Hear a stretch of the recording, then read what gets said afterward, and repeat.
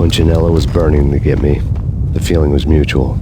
He was trying to put out my flames with gasoline.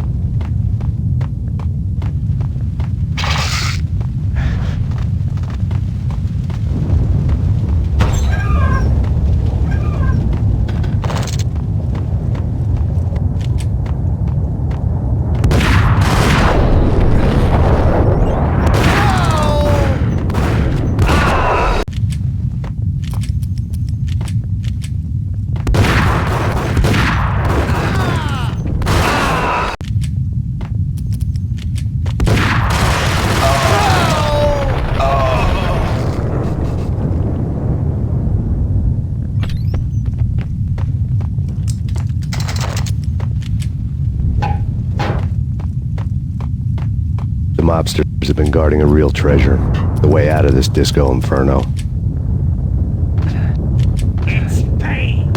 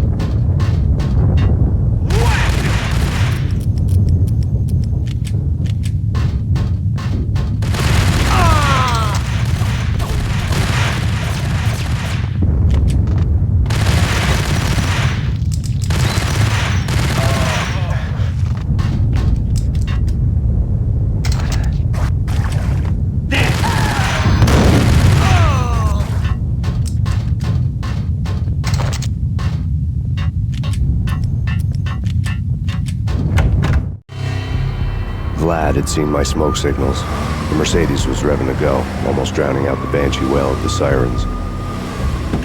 You coming? We'll drop you off at the Punchinello Manor. Sounds good to me. When this is over, look me up. I could use a professional like you. I'll keep that in mind.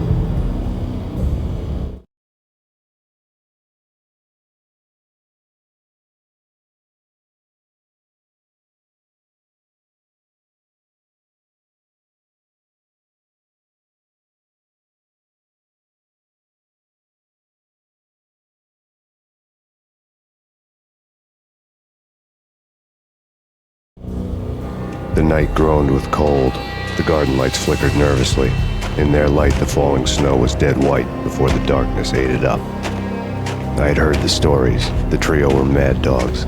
They'd have hung the heads of their enemies over the manor gates if the capo had only let them. Punchinello wanted Payne. He'd see the pain. The trick in my situation was that there was no trick, no matter what the movies tell you. No rules, no secret mantra, no roadmap. It wasn't about how smart or how good you were. It was chaos and luck, and anyone who thought different was a fool. All you could do was to hang on madly, as long and as hard as you could. Someone had graciously left the back door open for me and killed the guards. My money was on Mona. I knew the trio would be standing between me and Punchinello. I had read their rap sheets, thick as phone books. No one would be walking out of here alive. The numbing cold of the broken night had followed me in. Upstairs, the trio tangoed down the manor halls to the silent rhythm of their murderous hearts. The blood of their victims rust on their lips. Vince Mignano, Pilot Providence, a.k.a. Big Brother, and Joe Deadpan Salem. The pistol was a frozen lump in my hand, piercing the skin, gnawing me to the bone.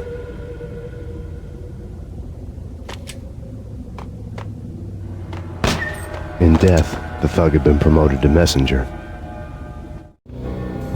Someone hadn't enjoyed the Don's hospitality. Someone with a flair for the dramatic. Someone who had let herself out of a locked cell and past a couple of armed guards. My thoughts were on Mona again. I could only hope she was a good enough gambler to walk away while she was still winning, before she'd run into the trio.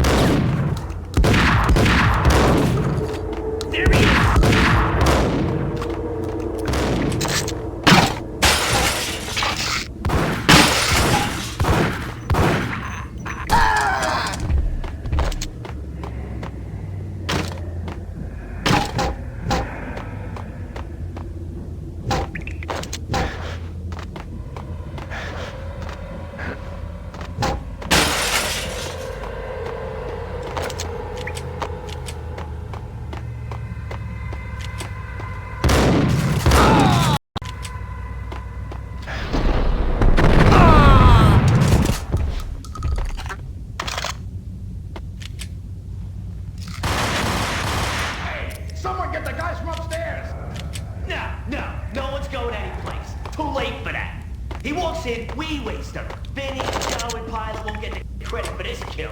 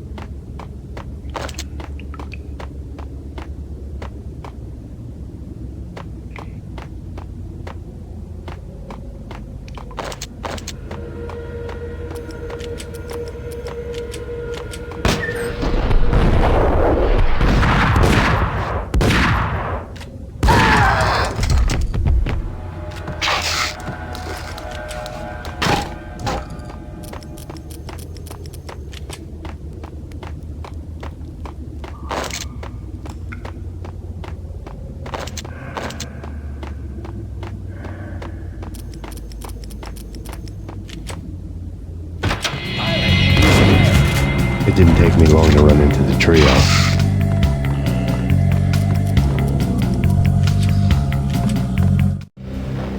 The word on Lisa Puccinello was that she was a bit of a witch. The tarot cards on the kitchen table fit the picture. They weren't my kind of cards, but I was willing to take a crack at the hand Mrs. Puccinello had dealt. The first card was the Tower. Maybe that was supposed to be the manor. It got easy after that. The devil was the master of the house, and death was me, coming for him.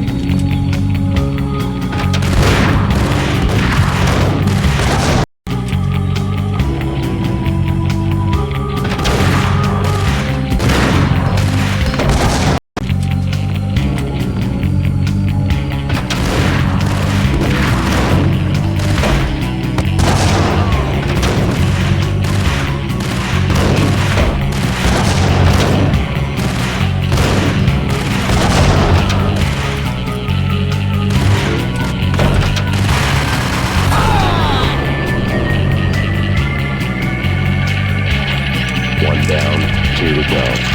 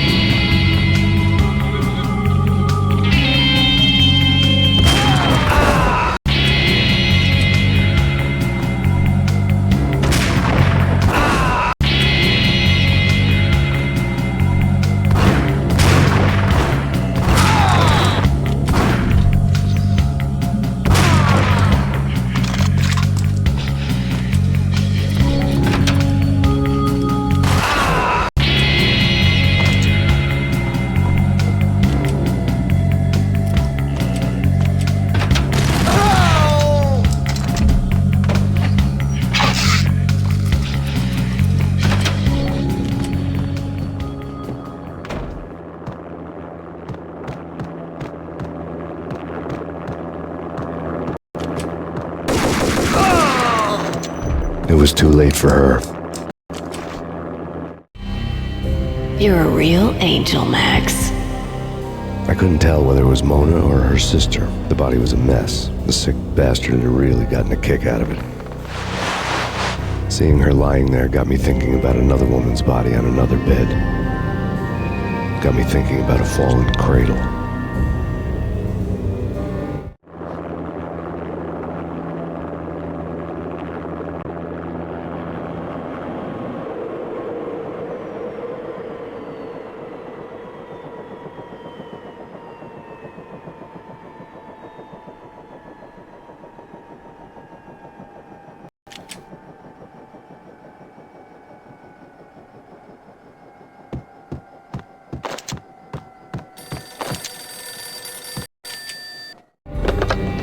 Max Payne. Talk to me. Alfred Woden. You've got company. An armed helicopter just landed on the manor grounds. You must hurry.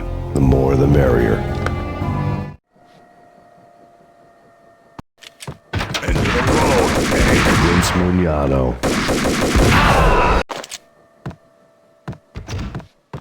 Into the road, Payne. Vince Mugnano.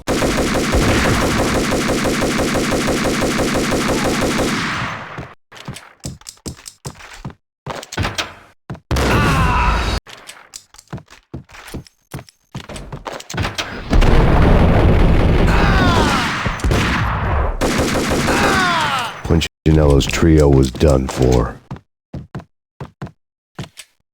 Outside my door. Hurry. He's coming for me. You gotta hurry. Please. I could hear Punchinello on the phone begging for help. He should have been saying his goodbyes. Punchinello was a pushover. The moment I stepped into the room, he folded like a deuce before a royal flush. No, wait. I was just doing what I was told. I couldn't refuse.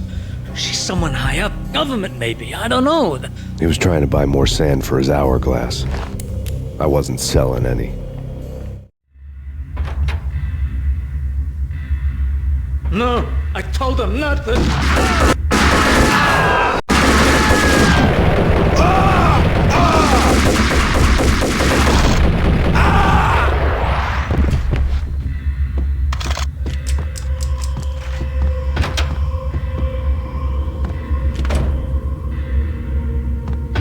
Drop it. Don't move. Game over, Max Payne. I could tell when I was outgunned. It was time to take another beating. The mystery witch was a real barracuda. Trouble on dagger heels, a smoking assault rifle in her hand, and an army of killer suits behind her. How sweet. I get to kill two birds with one stone. Sooner or later, it was going to catch up with you. Mr. Payne, it's time to show you the benefits of my brew. Be a good boy now. You'd find that Lady Luck was really a hooker. You were fresh out of cash.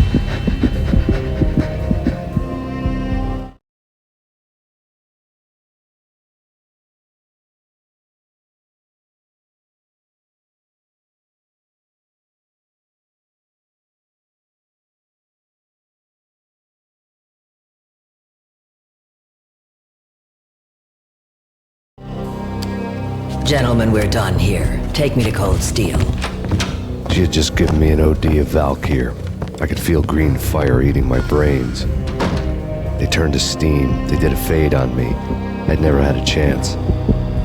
The witch had got me just as sure as if she put a gun to my head and pulled the trigger. The shadows rushed me, bruised mugshot faces hungry for revenge. They knew my weak spots and closed in for the kill. The floor turned into a vortex of green blood. I fell. The flesh of fallen angels.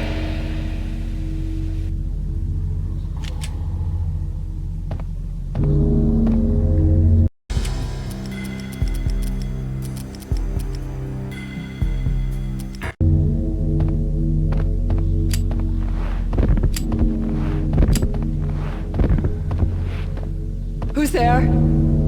Max? Max, is that you? Max? Where are you, Max?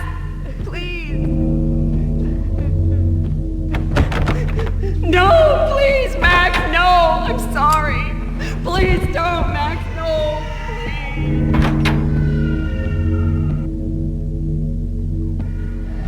Max?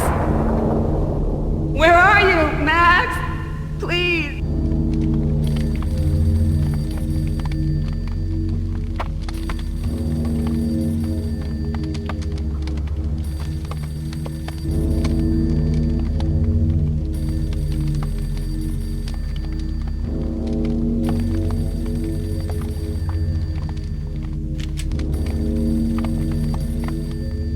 The letter was staring at me. There was something disturbingly familiar about the letter before me.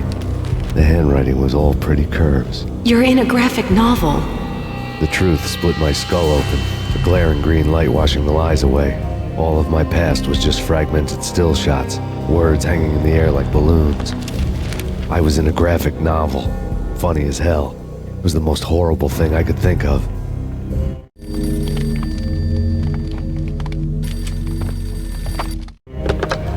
Bartender is shiny stuff and dreams are made of stooped necromancers. He sings like a banana wrist, having strayed too close to the constellations on their shaved skulls. There was a bad line in a prank call. Someone spouting insane babble. I couldn't make sense of it. But I had an overwhelming sense of deja vu. The caller's voice sounded oddly familiar.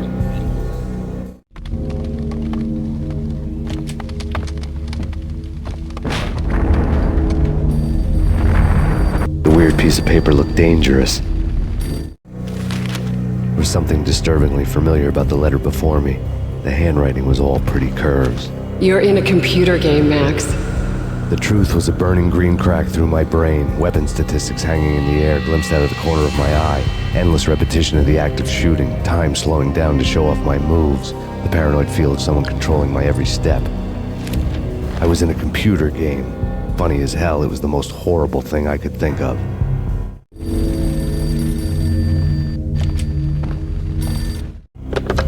Don't lose it. It's Valkyr. The drug. Snap out of it. Try to remember. It was a bad line in a prank call. Someone spouting insane babble. I couldn't make sense of it. But I had an overwhelming sense of deja vu, and the caller's voice sounded oddly familiar.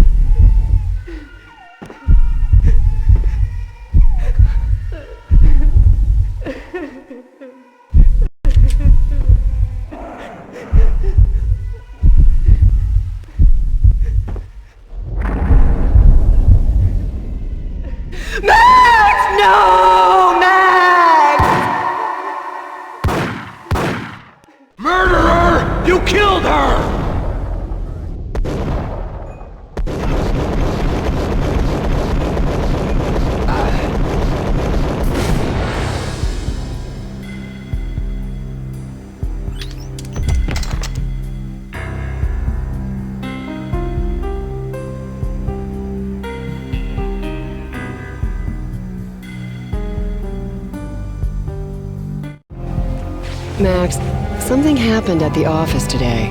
A strange memo. Something about Vikings. Honey, I gotta run. You can tell me all about it this evening. Have a nice day, darling. The bullet holes were rubies on her chest, blood glowing on her ivory skin.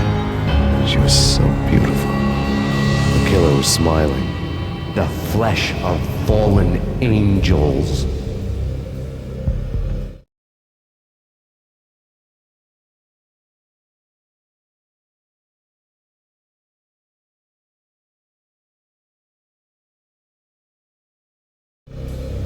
Slowly, the green nightmare faded, leaving dark stains on my soul that would never come off. I felt like flatlining. I was all shook up. I woke up in a cold sweat, sick and tired to the bone, lying in a puddle of my own puke. The hag had said take me to Cold Steel before it had all gone crazy. It was a clue, the only one I had. It took me forever to crawl back to my feet and hit the road, but when I did, I drove straight to Cold Steel Foundry outside the city. There was a whole lot of action around the place for a freezing winter night. Trucks coming and going, men running. I had the drop on the mystery witch. She thought I was dead. I was on her blind side. I was going in. The bad trip had put me in a crazy mood, adrenaline pumping through my aching veins. Staggering on the mill roof in ice and snow and wild wind, I was a ninja. My kung fu was strong. I wasn't kidding anybody. At best, I was Superman on kryptonite about to fall through a skylight, down to where it was all going down. A half-abandoned industrial area in the middle of nowhere. The factory was a perfect front for any number of illegal activities.